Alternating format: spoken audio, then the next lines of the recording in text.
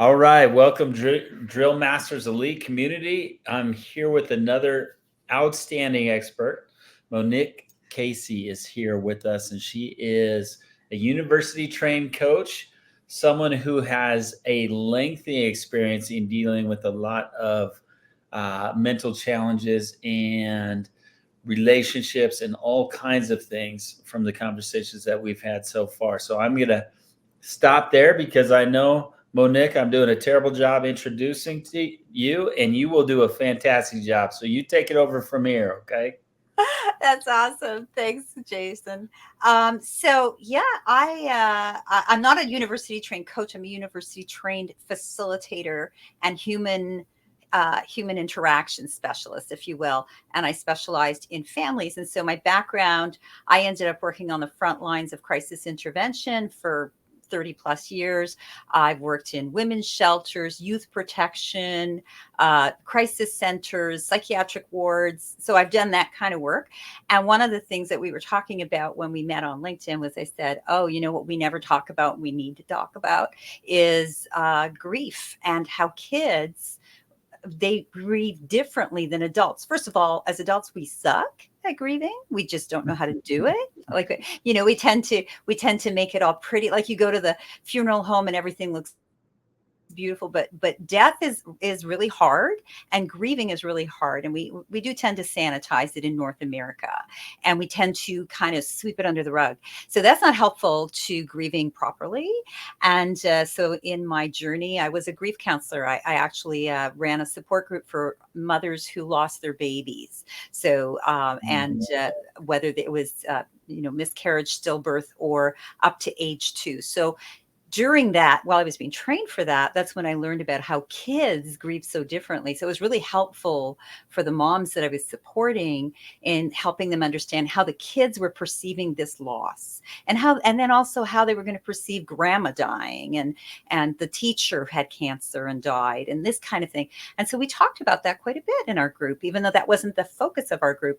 They told me that as much as I helped them grieve the loss of their baby, because even if the baby was never born, it was miscarried, when that stick turned blue, they were a mom. And so there's a loss to that. And it's even harder when it's not concrete, right? So we had to work through that, but I would help them understand what their kids are going through. And they told me all the time when there were kids involved in the family, what a difference it made to have that kind of information. So I thought I'd share it with your folks and see if it's helpful to them. I think this is amazing, and it's something that I've run into. I've been coaching on the field 24 plus years, and I have run into situations where grandparents or even siblings have died, Yeah, and I have done a lot of personal development work myself, so I think I know how to handle the grieving process pretty well and all that. But I until I had this conversation with you just the other day, I never realized there was a difference. I mean, it makes sense, but there's a difference for how the child grieves compared to how I would grieve, right? Or how absolutely. I would Yeah. view it.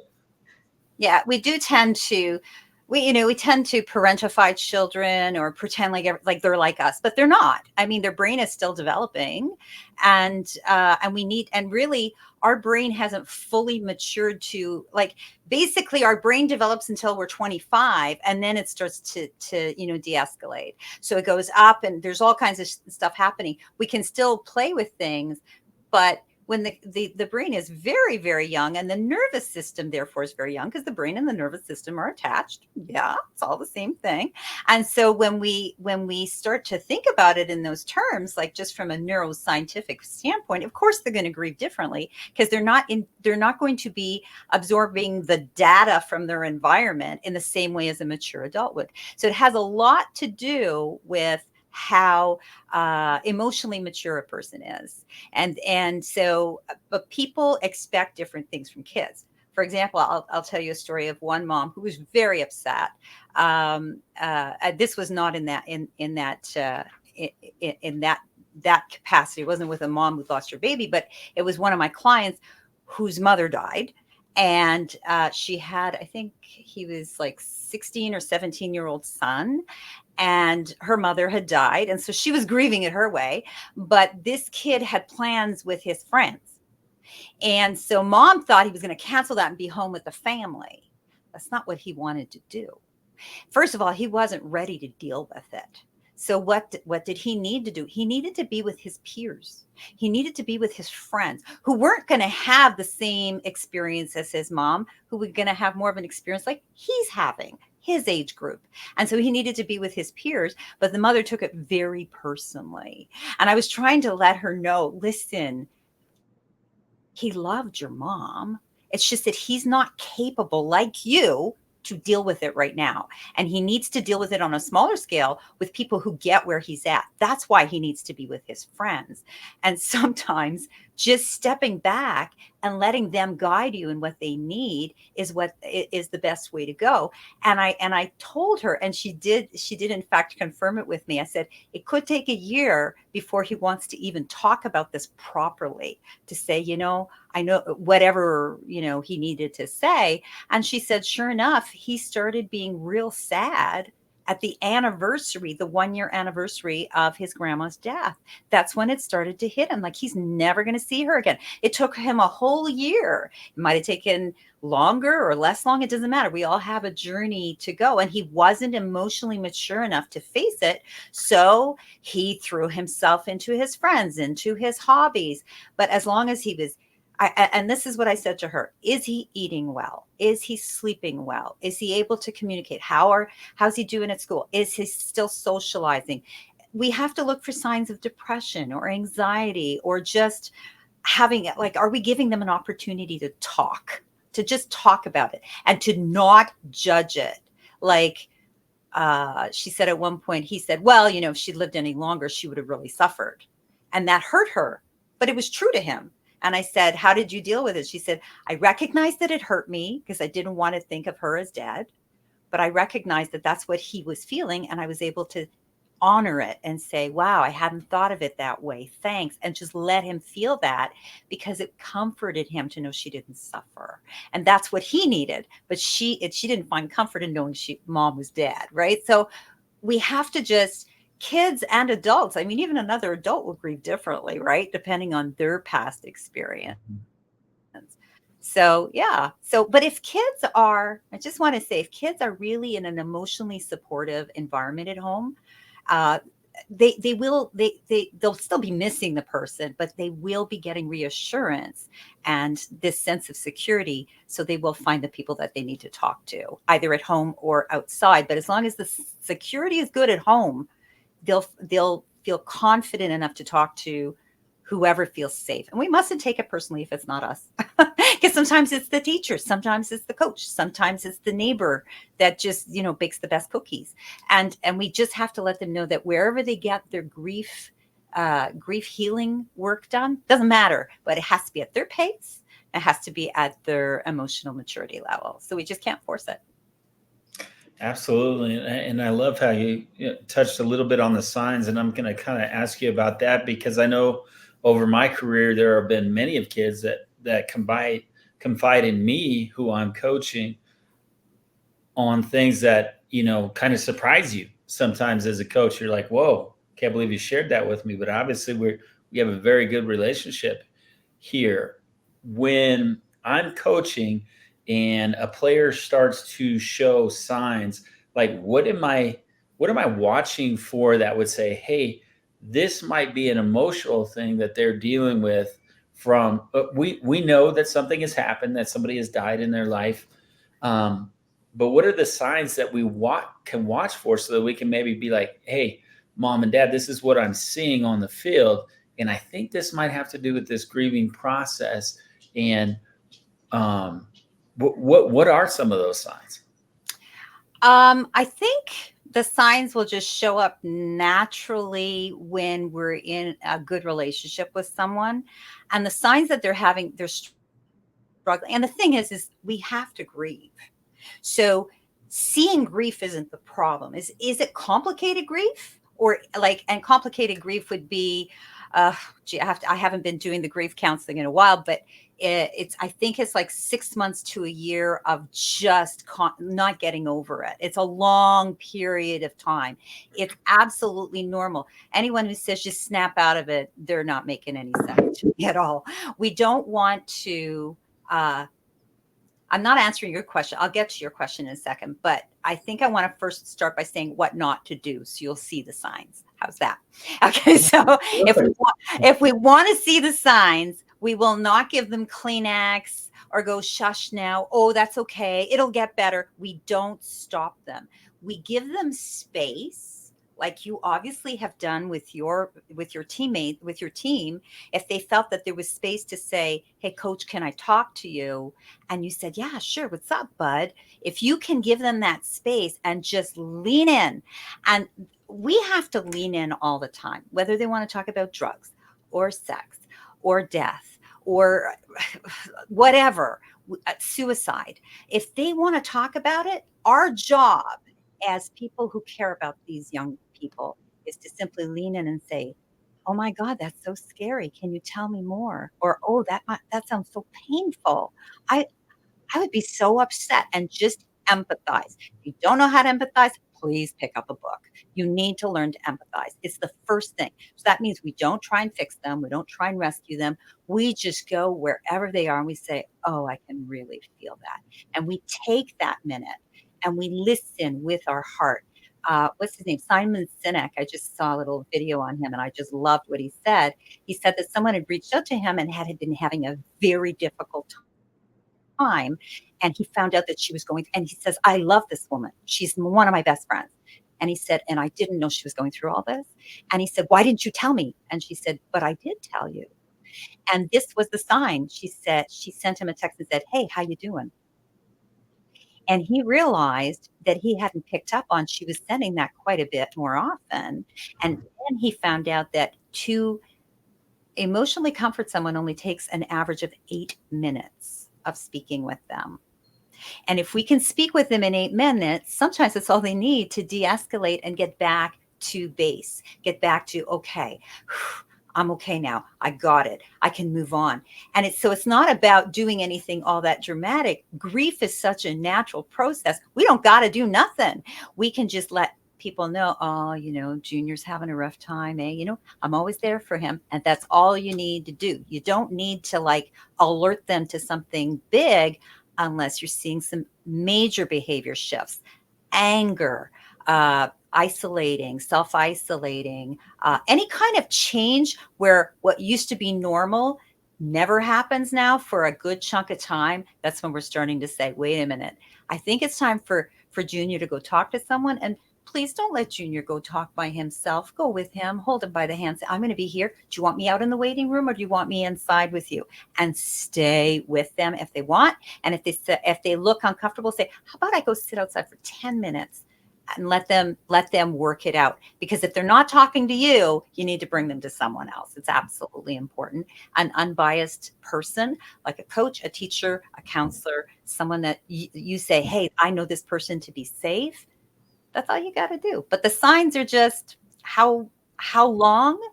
Like if it's like it just happened like 2 months ago, of course they're still freaked out, especially if it was very if they didn't expect it. When it's unexpected, that complicates the grief. If it's an expected grief, then it's easier to take if they're super close to the person. But a grief that happens, but another grief happened that we never talked about, that means now we're doing it twice. We're doing both the griefs at the same time. It didn't get processed. It was okay. It wasn't a big deal. It wasn't so close, but you didn't really talk about it. So it's bringing it forward into the present and saying, "Let's talk about both now," because grief is accumulative. Grief, just like on the field, if you get injured, you get enough injuries. That's cumulative. Eventually, your body's going to say, "Enough." So emotional pain is the same thing. It is cumulative. As long as we give an outlet, a place to heal, then it doesn't accumulate, and we can just kind of move on. That is so cool. And that's such a good point, especially the coaches and parents that are part of this community are very active, right? They want to fix things. They want to guide these kids through these things. They want to make them better players, better people, and be able to do better relationships. And I think you touched on something really, really important. And I'll relate it to my home life because I have 3 teenage girls, right? One's a sophomore in college, one's just graduated from high school, and one's a freshman in high school. And they are very much, it's not about the nail, Dad. Don't try to fix me. Just listen to what I'm saying. Yeah. I'm glad they're able to tell you and that you're able to absorb it, because we all want to fix and rescue. Although it comes from a place of love, it's not helping, because what we're doing is we're actually hijacking their story. We're actually taking control for them instead of teaching them. It's like teach a man to fish versus give them a fish. We can soothe them for today, but we really have to teach them to say, oh, I know that emotion. I had it too. I remember when that happened to me, and oh, I feel you. And it's not about hijacking and talking about my story. It's really about saying, I've been through that too, and let them know they're not alone. Because the isolation, it's like, oh my God, nobody else is feeling like this. Nobody else's, mother died or whatever, but lots of mothers have died, and that's just unfortunately part of life, as we lose people we deeply care about. And what's interesting too, and I've had this experience where I was supporting someone who is supporting their child, and the child hated that parent. And so it was a different grief. So they felt grief for losing someone that was biologically supposed to have, and psychologically supposed to be there for them. Like, they were connected, but they hated them at the time they died. And then, so they had shame and guilt on top of that. Mm-hmm. So that made it much more complicated. So by saying, oh my God, having those 2 feelings is the worst thing, isn't it? And being able to say, I remember when I felt, 2 feelings at the same time, and just letting them know that it's not so unusual to have these types of feelings. And it totally is it's workoutable. Like, we can get through it. That's the thing, is always giving them the message that you're not alone. This happens to a lot of people. Sometimes we need a little bit of help. It might be out of the scope of the norm of things, and that's okay. And it's to teach them to be more resilient by being open to asking for help later on. We're giving our kids a great gift if we teach them that it's okay to talk about things, and it's okay to look for someone else to talk to if that person doesn't work out. Oh yeah. Over the years of coaching, what I've noticed is there are, if I have somebody who's talented and wants to play the sport, but is very introverted, has maybe lived a sheltered life, or a lot of times I see this in homeschooled kids where they're having trouble fitting in with the group, and they come to me and they say, well, I want to quit. And they give you all these reasons, but that's not the reason they're quitting. No. And you listen to them and you just kind of guide them through a conversation where eventually the truth comes out. And when the truth comes out, it's like a release. And suddenly it's not such a big deal. And you can relate to them, because guess what? We've all felt like we didn't fit in somewhere. We all felt like we weren't the superstar at the time, or we weren't. When I was coming through Little League and high school, I was the superstar. And then I went to college, and everybody I was playing with was a superstar. And then you go from there to the independent leagues, and you're like, everybody you're playing with now was a superstar in college.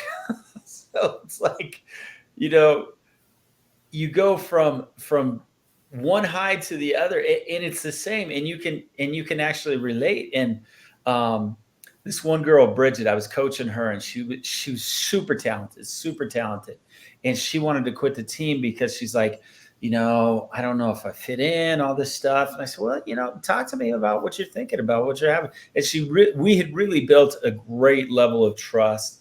And the reason she even had the courage to join the team was our relationship.